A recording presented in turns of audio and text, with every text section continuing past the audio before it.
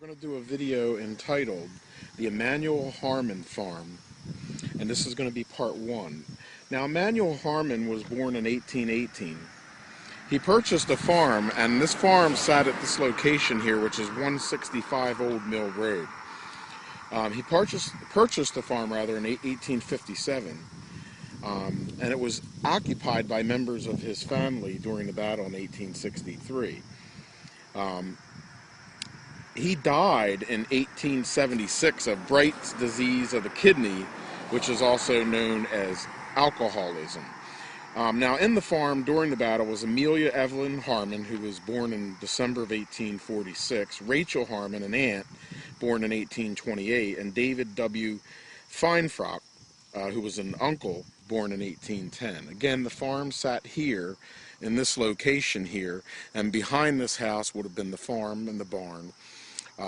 And through this video series, which is going to be an account of a little known, a little talked about action here on July 1st, 1863, we're going to talk about Archer's and Pettegrew's Brigade. We're going to talk about the Iron Brigade a little bit. And we're going to take you onto this special unknown site here, known as the Harmon Farm site, and then the Catling Springs and Springs Hotel, which would later develop with some legendary waters.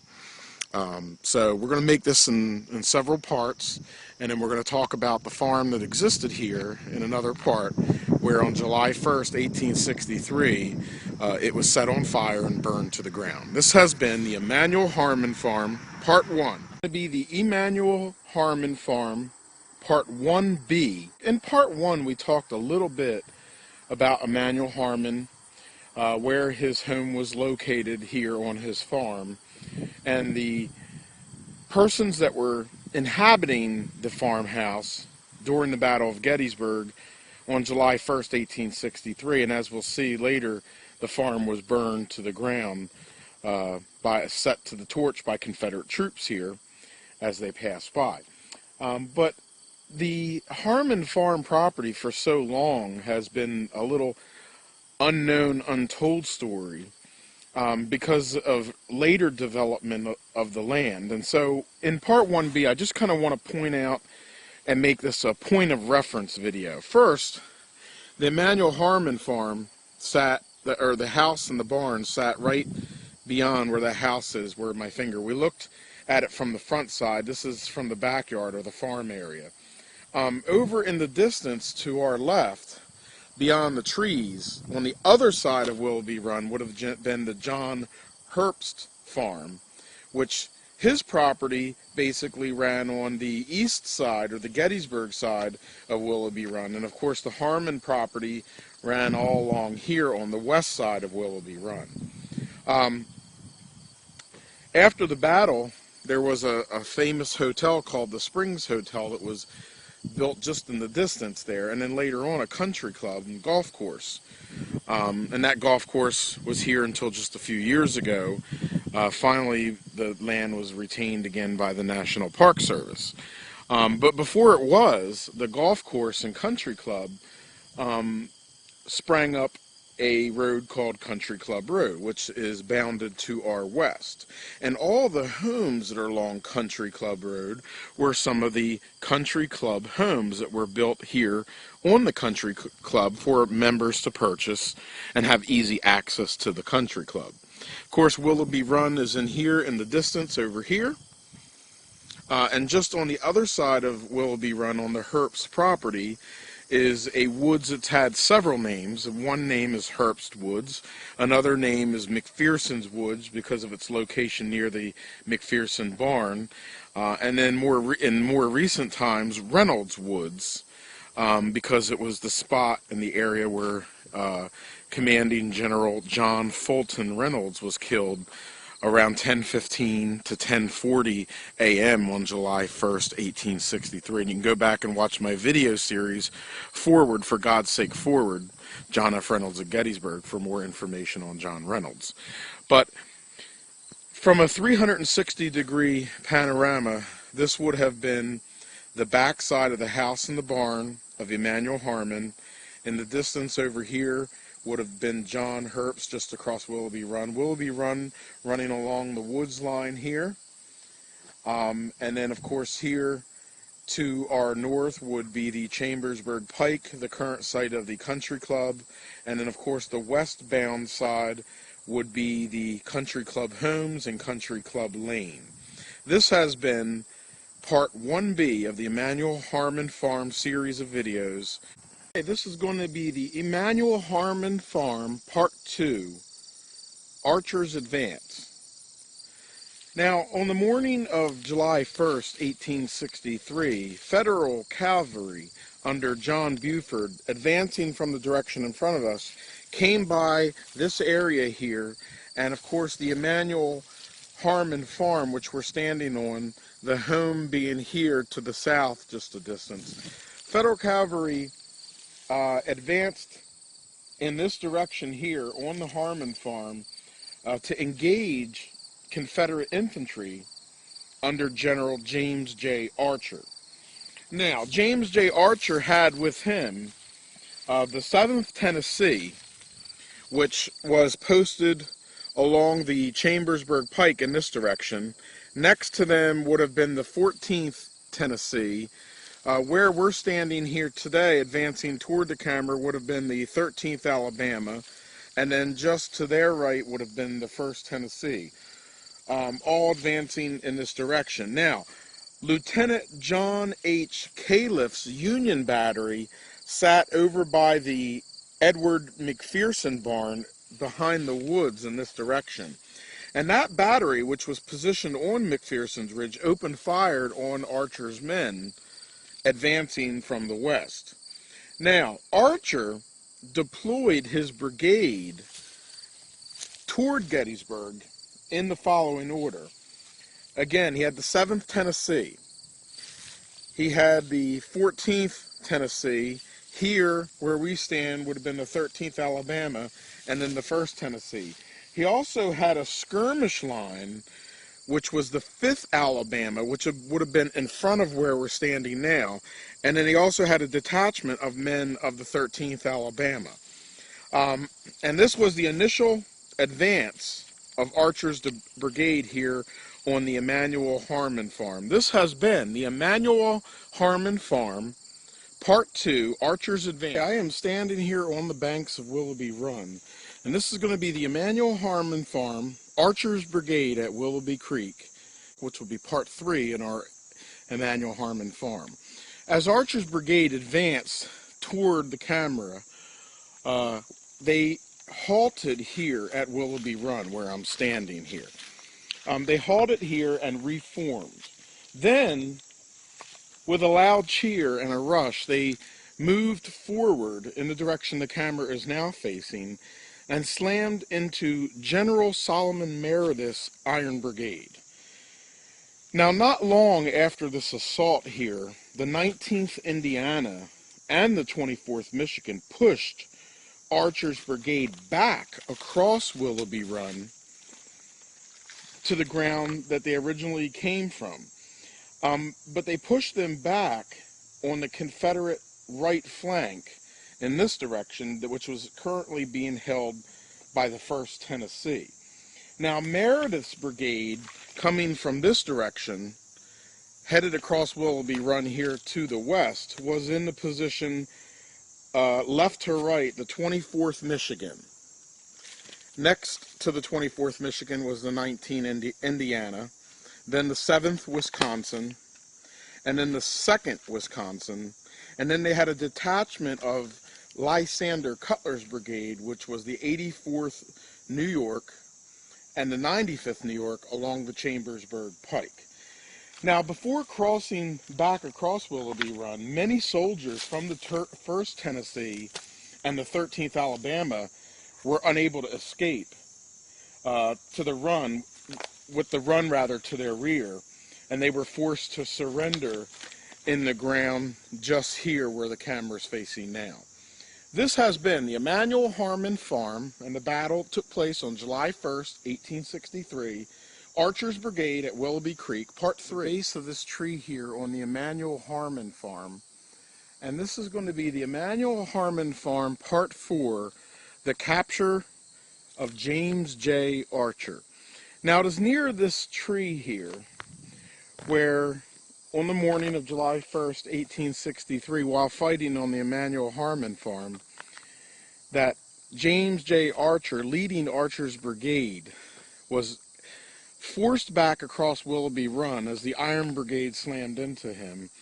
And in this area right around here is where he was captured. Now, he was captured by a private from Company G of the 2nd Wisconsin, whose name was Patrick Maloney. Now, of course, Archer was embarrassed and reluctant to surrender here. When he was asked for his sword, his sidearm, and belt, he said that he deserved certain courtesies that were permitted to him that would allow him to retain his arms. However, of course, they were taken from him. At the time here, in 1863, there was a small grove of willow trees here, and this is, an eyewitness to this says that this is the area that he was captured in, near this small grove of willows, which would later, and you'll see in a later video, become the Catalpa Springs, where a spring was found here on the property, and of course a large hotel built to accommodate tourists that would later come here. Today, the remnants of the springs, which we'll talk about in a later video, are over here on the edge of this woodlot. And of course, just behind it in the distance was where the horse railway, which we'll talk about in part 10, came across by the Lutheran Theological Seminary and then over here into this area. But the remnants of the spring, and there used to be a large spring house that sat here, is right there. And it was just here across from this, at the base of where that tree is, just about where General James J. Archer was captured by Private Patrick Maloney, a private in Company G of the 2nd Wisconsin in the Iron Brigade. This has been the Emmanuel Harmon Farm, Archer's Capture, Part 4. Emmanuel Harmon Farm, this is going to be Part 5, the arrival of John M. Brockenbrough and James Pettegrew's brigade to support the broken brigade of James J. Archer, now under the command of Burkett D. Fry. After the Iron Brigade pushed Archer's brigade back and General Archer himself was captured, from the west came the brigades of John M. Brockenbrough and James Pettegrew. Now, Brockenbrough's brigade came from the west in the woods in this area, and James Pettegrew's over here. In a line, they were as follows: the 35th Virginia along the Chambersburg Pike. Next to them would have been the 47th Virginia, and then the 40th Virginia. In the area that we're standing in would have been the 22nd Virginia Battalion. Then Pettegrew's brigade, which was in echelon marching, would have been the famous 26th North Carolina, followed by the 11th North Carolina, the 47th North Carolina, and then along toward the Mill Road would have been the 52nd North Carolina. Now, Archer's brigade, now under the command of Burkett Davenport Fry, as they collapsed, the 24th Michigan captures hundreds of Tennessee troops. The brigade falls back toward the woods to the rear of the support of Brockenbrough and Pettegrew, which are coming in this direction facing the camera. Now, after retreating, the Tennessee Brigade, formerly of Archer, now under Fry, cleared and went behind John Brockenbrough's brigade and then began an advance. Deployed from left to right, again, was the 35th Virginia, the 47th Virginia, the 40th Virginia, the 22nd Virginia Battalion, and then also members of the 40th Virginia Company B were here in front of us being used as skirmishers. Pettegrew's brigade, again, it was the 26th North Carolina, and this was in echelon with the group behind them slightly to the right overlapping. the 11th North Carolina, the 47th North Carolina, and then of course on the Old Mill Road, the 52nd North Carolina. Now, Brockenbrough and Pettegrew's brigades pushed the Iron Brigade back across Willoughby Run, which is in the distance in front of our camera. Fry's brigade reformed and were placed on Pettegrew's right to guard against cavalry. And that cavalry, of course, would have been the 8th Illinois Cavalry, which was along the Fairfield Road. This has been the Emmanuel Harmon Farm, the arrival of John M. Brockenbrough and James Pettegrew's Brigade, Part 5. Okay, this is going to be the Emmanuel Harmon Farm, Part 6, The Flank, over in Meals Orchard on Gettysburg Battlefield Facebook. On Part 5, we left off the Emmanuel Harmon Farm, which is in the distance here beyond the Fairfield Road. This is the Fairfield Road, and Park Avenue is here to the right. The Emmanuel Harmon Farm would be directly toward my north off of the Old Mill Road. Now, on the morning of July 1st, as John F. Reynolds and the 1st Corps made their arrival to Gettysburg, and we covered this in an older video series, the 1st Corps and John F. Reynolds arrived up the Emmitsburg Road. And then when they got to the Nicholas Corridori Farm, the troops took a more westerly direction. If we look here, this is the Cumberland Township Municipal Building or police station here. If you were to, which was part of the Henry Meals Orchard in 1863. In the distance, a few miles back here beyond the woods, is the Nicholas Corridori barn. So Reynolds and the 1st Corps actually made their way up in this direction. When they got to the Nicholas Corridori farm, the 1st Corps soldiers actually made a more westerly route toward Seminary Ridge, while John Reynolds continued further and went through the town. And we covered those in both the video series, the 1st Corps arrival at Gettysburg, and For God's Sake Forward, For God's Sake Forward, the arrival of John F. Reynolds. However, Biddle's brigade, under Colonel Chapman Biddle, went into a more direct northwest direction and came across the Corridori farm more toward the northwest in this direction and came out right here in Meals Orchard. He did not follow the rest of the Corps. Now, he came out here near the Fairfield Road. He crossed over the lines of the 8th Illinois Cavalry, and they were on the flank of the attack on the Emmanuel Harmon Farm, which is directly in front of us. The 8th Illinois Cavalry was on the Union's left flank, and they advanced northwest in this direction toward the Stall-Smith Farm. There they seen Fry's brigade, and they moved east but then they turned east rather toward the town of Gettysburg after seeing the Confederate troops at the Stall-Smith Farm. This may have been a mistake because they had the Confederates flanked on their right flank at that point. And had they continued the advance, the 8th Illinois Cavalry and Biddle's brigade, some of the actions and maybe even the possible burning of the Emmanuel Harmon Farm may not have happened. And it may have even changed the battle on the first day here at Gettysburg. This has been the fight at the Harmon House.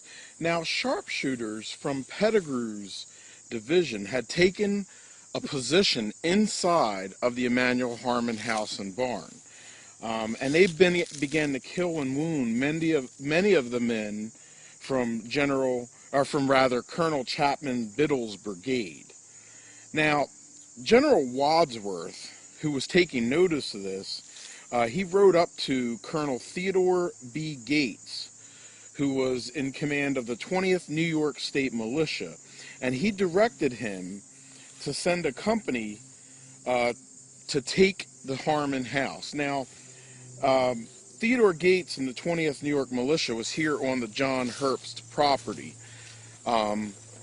which you see here in front of us.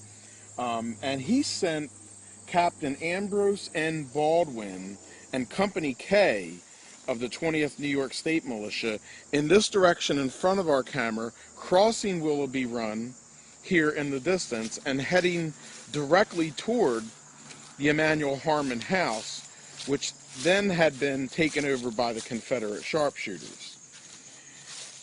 Crossing the run while they were skirmishing, they crossed a steep ravine, which is the ravine you see just here in the distance, the Harmon house being behind us in the property. Crossing the run and going up that steep ravine, they made their way to the Harmon house. Skirmishing very heavily, they were able to finally take over the ground, get to the door of the house, and they began to bang the door and yelling inside for them to unbolt the door or they would break it down. Of course, they did tear into the house. And they took possession of that house as a skirmishing zone of protection. Now the tables had turned on those North Carolinians who had occupied it just minutes ago.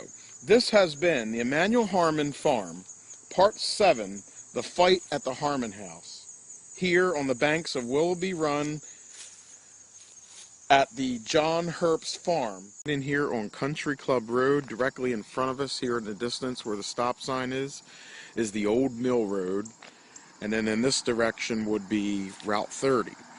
And I'm standing here on the edge of the Harmon Farm.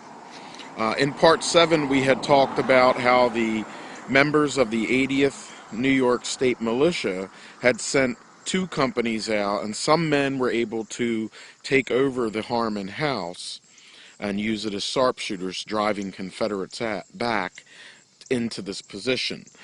These Confederates were probably members of the 52nd North Carolina, Pettegrew's Brigade. Here in the woods behind us, they had reformed.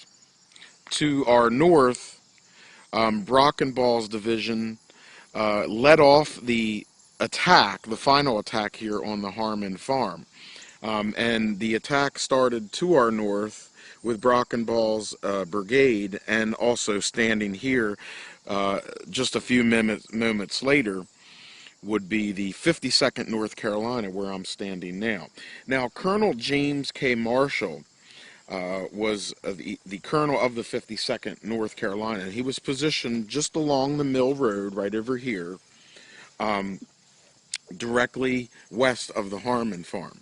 Union skirmishers from the 80th New York State Militia were firing from the Harmon Farm, which was just several hundred yards here in front of us, from the second floor window and from near a chimney. Now, the 26th North Carolina to our left over here was a witness to this harassing fire coming from the Emmanuel Harmon farmhouse.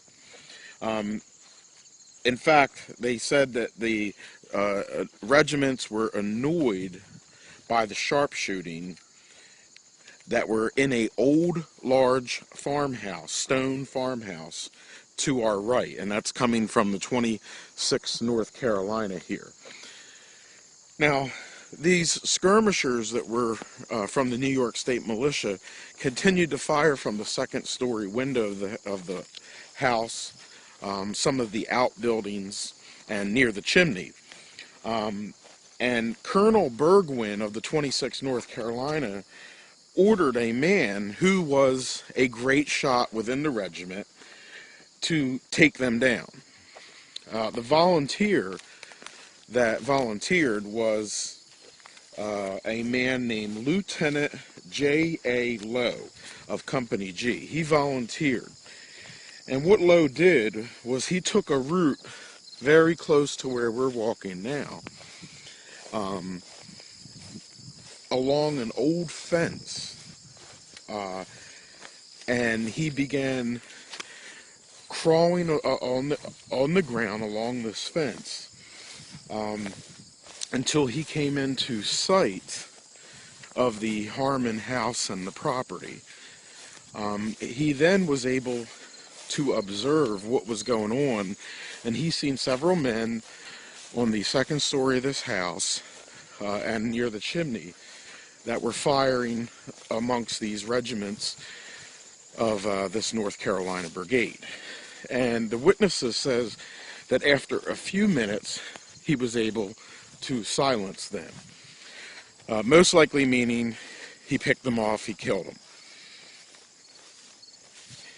Now, we're walking along what may have been that fence line today, here. And of course the outbuildings of the Harmon house and farm all stood right in here. This is from behind what would have been the house. All of a sudden, back to where we began walking from, along what is today Country Club Road, the order came.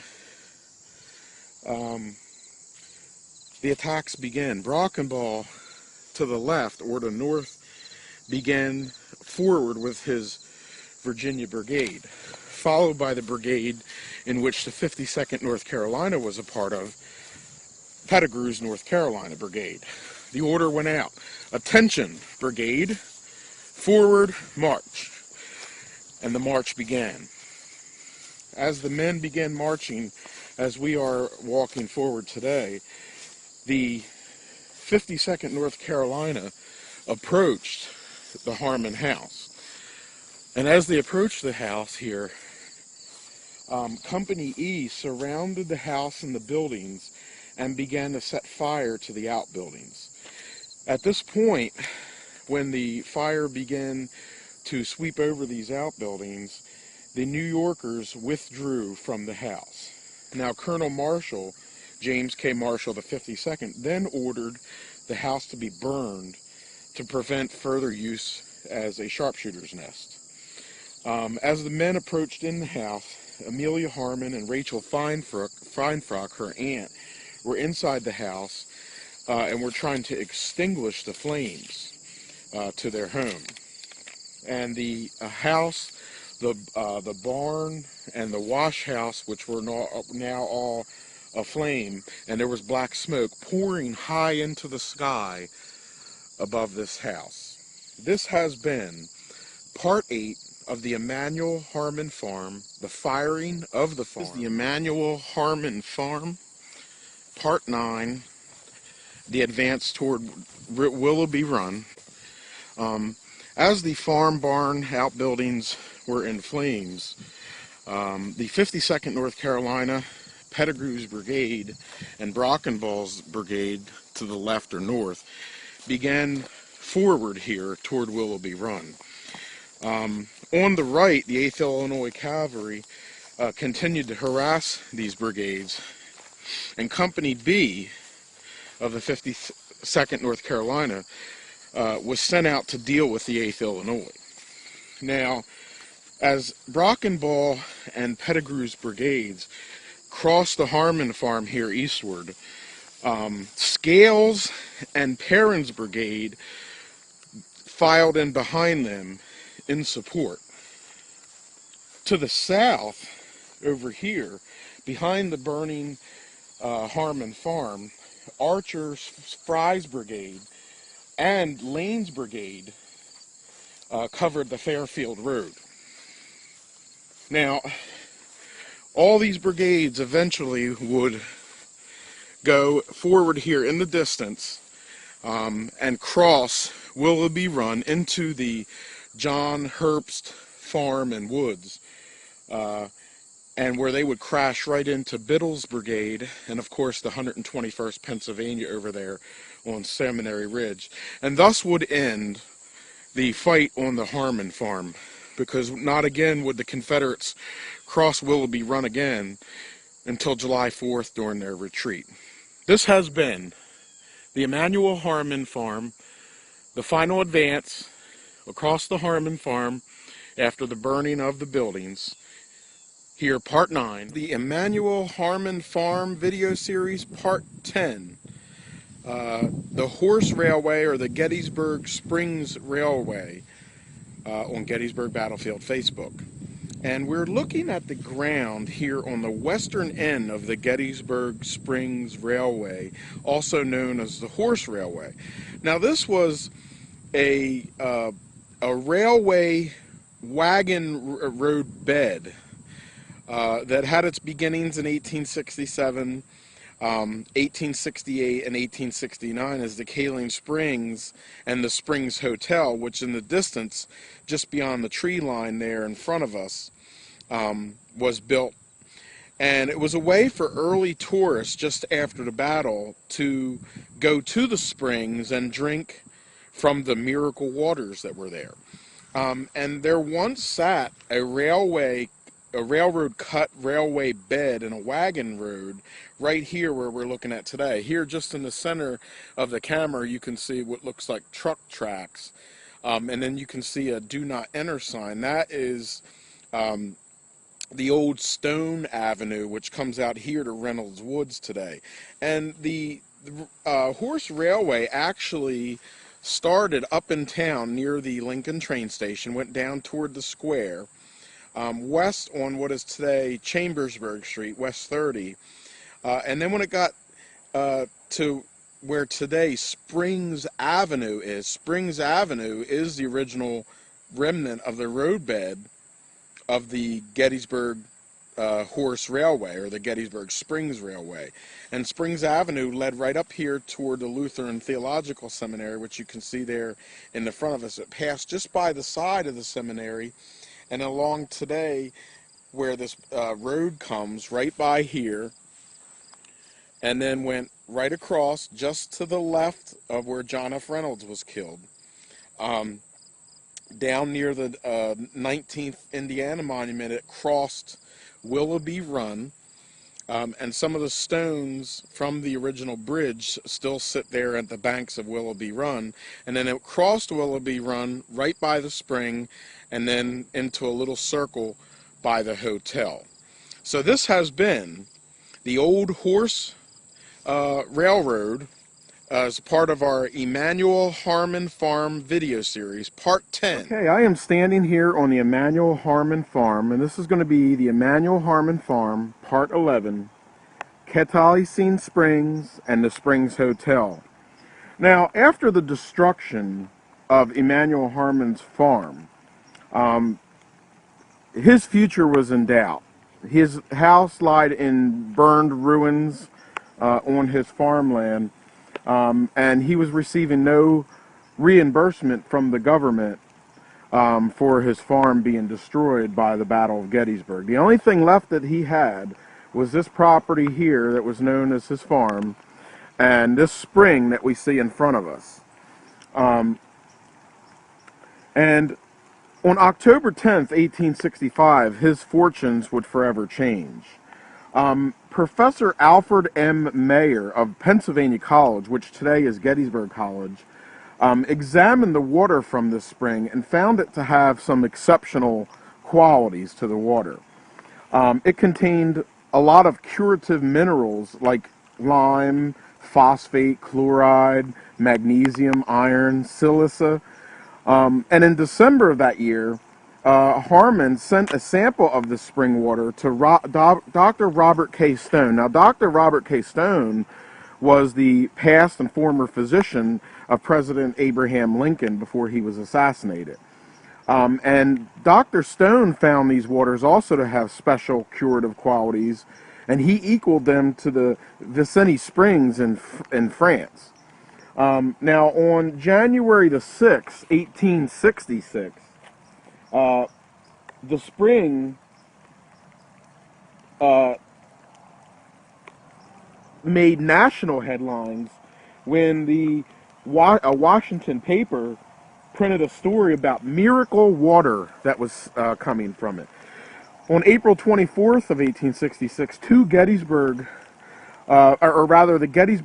Lithia Springs Association was formed, and a rumor sprung up that there was going to be a hotel built nearby the spring that would bring not only inquiring visitors, but past former battle commanders and governors and famous people to not only Gettysburg, but to this specific farm area here, where they could sample the water and, of course, while here, see the battlefield. Now, by 1867, orders for the water began coming in from all over the world and the country. And by 1868, some New York businessmen began to buy different lots and tracts of land that surrounded the spring. They did this for right away and to also create a tourist destination, which would later be the Springs Hotel. Now, the Catherine Johns Toll House, which sat out on the road here on Route 30, was moved closer toward the town, and pushed by these New York businessmen so that they could capitalize on people coming up the pike that had money. Before they could get to the toll house and pay their money to move on, they would stop here and sample the waters of the spring. Now, in the fall of 1868, the foundation for the Springs Hotel was born. It was planned as a 500-guest hotel, 120 foot long by 44 feet deep. And the plan was to have it finished in time for the dedication of the Soldiers' Cemetery Monument in the National Cemetery, which would take place on June 20th, 1869. This has been the Emmanuel Harmon Farm, Part 11, the Gettysburg Springs, here on Gettysburg Battlefield Facebook. Harmon Farm, Part 12, Gettysburg Springs and the Springs Hotel, here on Gettysburg Battlefield Facebook. Now, on March 20th, 1869, a conflict between the New York businessmen that had been purchasing ground around the spring and Emmanuel Harmon erupted. Now, Harmon had allowed these men to have rights to bottle the waters. He had leased the spring to them. And this spring had been making a lot of money. And this today is what's left of the spring here. Of course, there was a building that was built over the spring. You know, people began to order water from all over the country, and its waters were talked about how it had curative, miracle, healing qualities. It equaled the Vichy springs in France. A lot of money was being made, and Harmon decides to cancel the lease to these New York businessmen that had plans to develop the land, make a park, a hotel, and so on. And on April the 3rd, 1869, the New York Times ran the following story about this conflict. Hostilities in Gettysburg. The proprietor of the spring has forcibly expelled the leasers. Armed forces are on duty to guard the spring. Leasers gathering their forces to take back the spring. Pickets out on both sides. This had become such a conflict and an issue and a money-making deal that another battle of Gettysburg here on the Gettysburg battlefield of July 1st, 1863 almost erupted here in April of 1869, just a few years after forces had fought. And you can go back and watch my parts 1 through 9 on the battle here on the Emmanuel Harmon Farm. In fact, it was earlier in one part that we had pointed out that General Archer was captured just about where that tree sits today, right there in the distance by the spring. Now, in August of 1869, with the hotel already built, gas lines and telegraph lines were installed, and the hotel sat over here. Other conditions were being made, like bathhouses, tubs, showers, that would allow the visitor to take advantage of these miracle waters.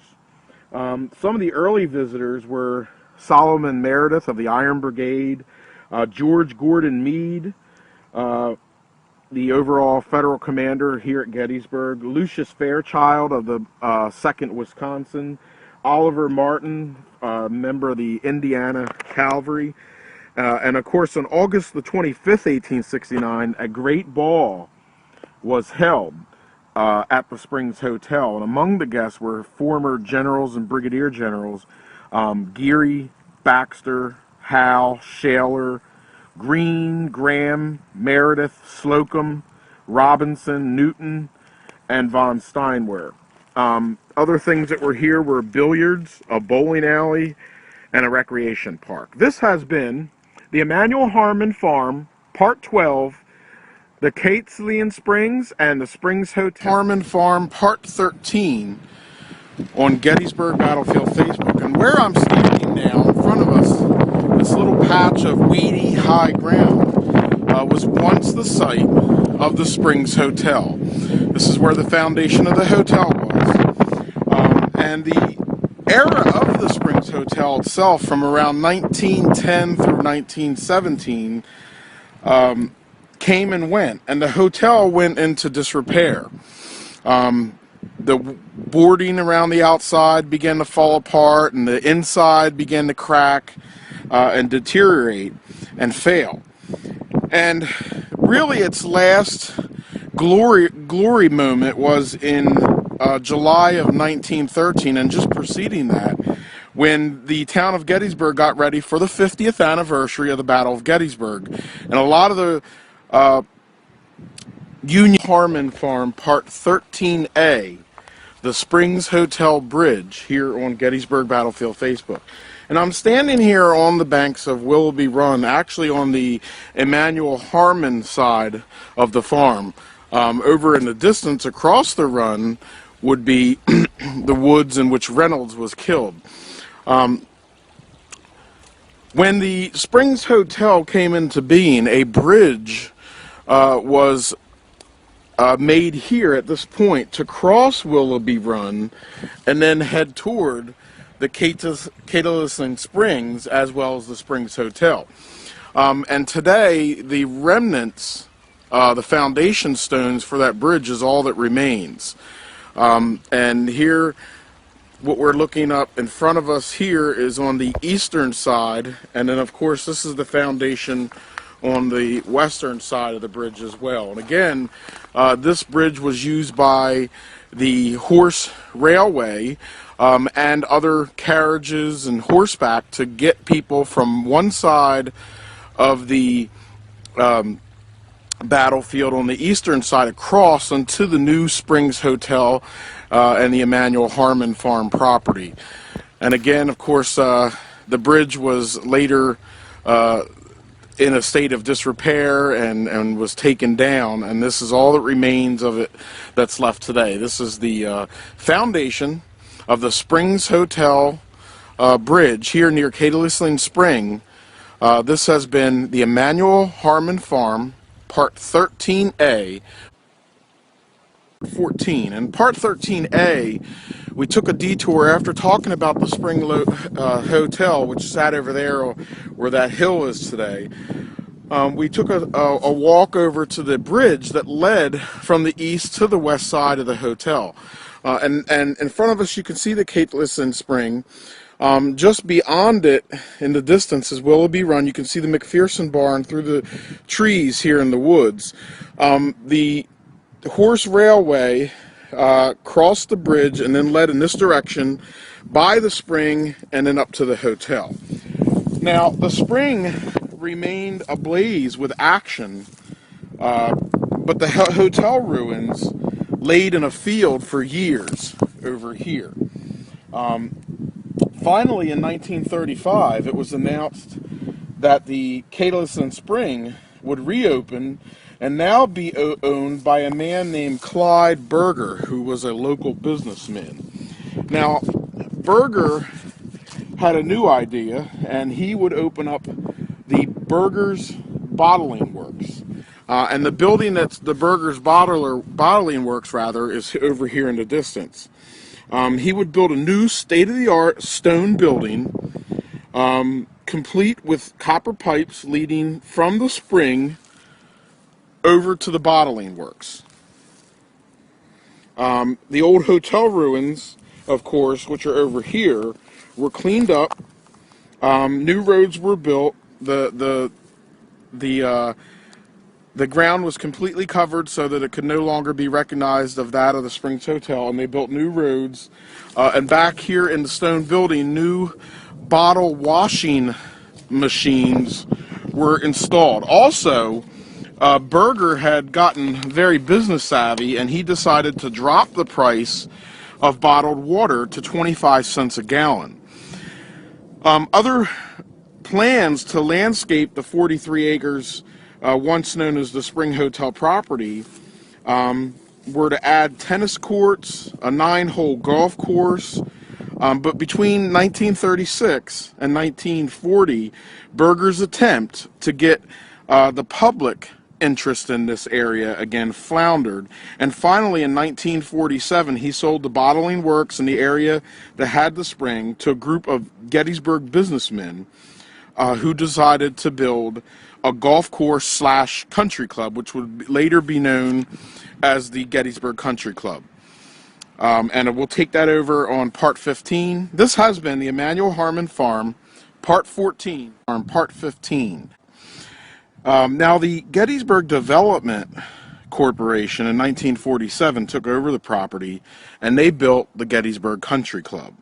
Now, this country club boasted, and that's all out in this area over here, it boasted a golf course, a skeet range, a swimming pool, tennis courts, a golfing shop, and locker rooms. Basically what was once a battlefield and the Emmanuel Harmon Farm property, and later a Miracle Spring, now became a country club. And of course Clyde Berger in 1935 built this building here, which was used as a bottling works building. Where he then ran copper tubing from the spring over in this direction toward the building, where he could then bottle the water at a price of 25 cents a gallon, trying to sell his miracle waters from the old Catalpa springs. Of course, the public didn't get into it, and it failed. Now, when the Gettysburg Development Corporation took over the property, and it became the Gettysburg Country Club.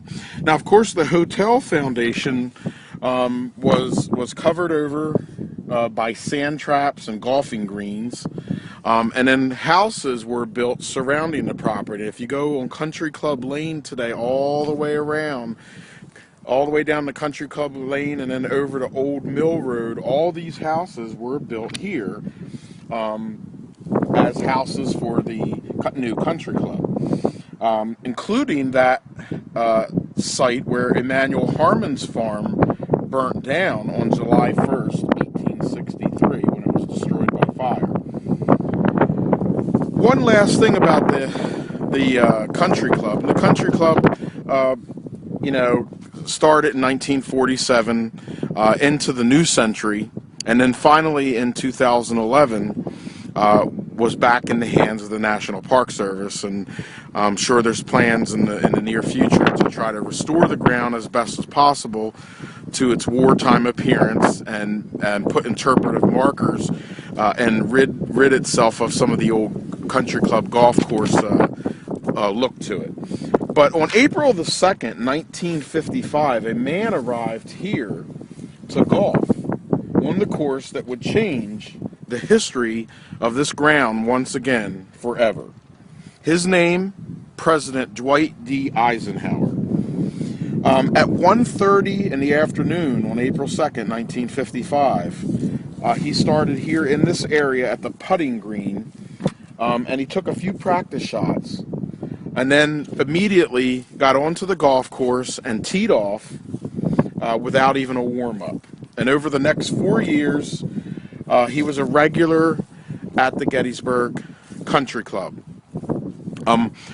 One of the caddies that he would use would also be a man named Arthur Cannell, who was the caretaker of the Evergreen Cemetery, and him and President Dwight D. Eisenhower had become friends. So here in these 15 parts of the Emmanuel Harmon Farm, we started out on July 1st of 1863 on the site of the Emmanuel Harmon Farm, about 3/4 of a mile there directly south of us in the distance, and talked about a Confederate advance across this farm, one that's very little talked about, with several different brigades of Confederate infantry that would then cross the Willoughby Run heading toward McPherson's Ridge and the Edward McPherson Farm and the John Herbst Farm, and they would clash with the famed Iron Brigade.